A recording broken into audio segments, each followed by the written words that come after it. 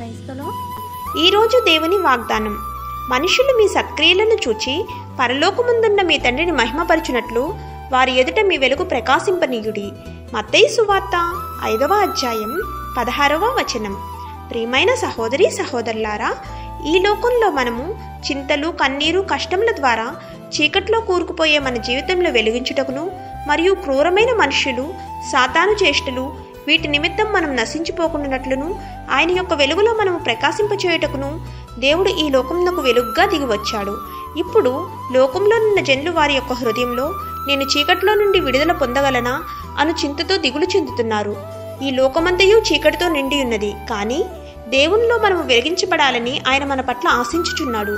వెలుగయ్యున్న యేసును మనము వెంబడించినప్పుడు మనం కూడా లోకంలో వెలుగును ప్రకాశింపచేసేదము. నిశ్చయముగా దేవుని మహిమపరచుటకు ఏదో ఒక మేలు మన జీవితంలో జరిగేయుండును. కనుక మనమును వెలుగు దాచిపెట్టుకొనకుండా దాన్ని మనుషుల ఎదుట ప్రకాశింపచేయాలి. అప్పుడు వారు మనము చేసిన సత్క్రియలను చూచి పరలోకమందున్న మన తండ్రిని మహిమపరచుదురు. ఆమేన్. God bless you.